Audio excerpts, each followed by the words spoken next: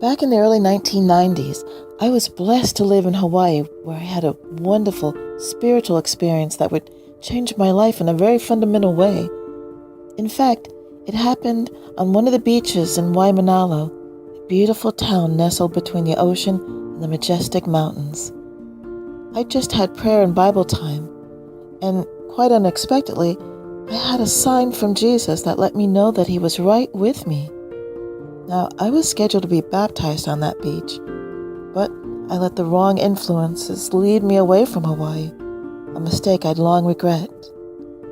However, I'd return a few years later, this time with my young daughter, and I took her to all the wonderful places that I always loved to go. We both enjoyed watching all the surfers and swimmers and the beautiful scenes around Oahu. And one day, when we were packing up to leave and heading back to our car, when I suddenly heard a beautiful song that was coming from some unnatural source. It was a heavenly source, and the words were, "You belong to me." It was magnificent, and I felt an incredible peace when I heard it. As I was reaching for my keys to open the car door, my daughter started swinging on the car meter and singing the very same words, "You belong to me."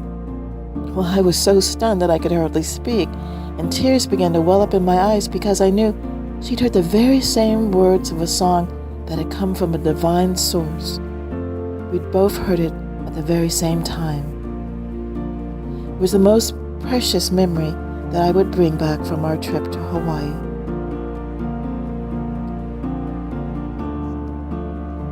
When we left Hawaii, we would settle on the west coast of Florida, where once again we enjoyed the beauty of the ocean.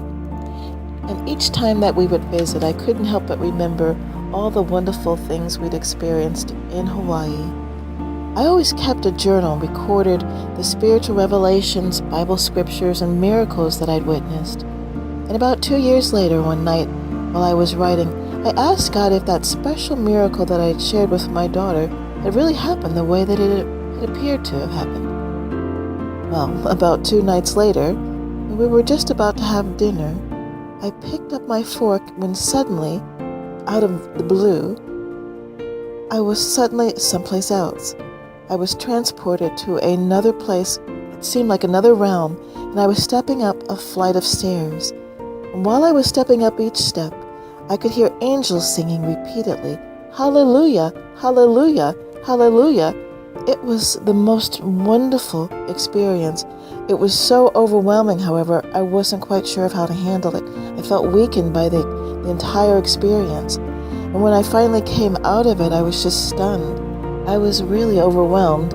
I still had the fork in my hand, trying to make sense of what I just experienced, when suddenly, beside me, was my daughter saying the words, "Hallelujah, hallelujah, hallelujah." And although she couldn't pronounce the words as exquisitely as the angels I just heard, she was definitely saying the same words. I was so stunned, I was so shocked, overwhelmed, in fact, that I had to just get up and run. I ran right out of the room and into our computer room to try to regain my composure. I went back into the dinette and I asked my daughter, "Why were you saying those words?" And very matter-of-factly, she looked up toward the ceiling as though she was looking at something, and she said, "Mommy, God talks to me, but I don't say nothing."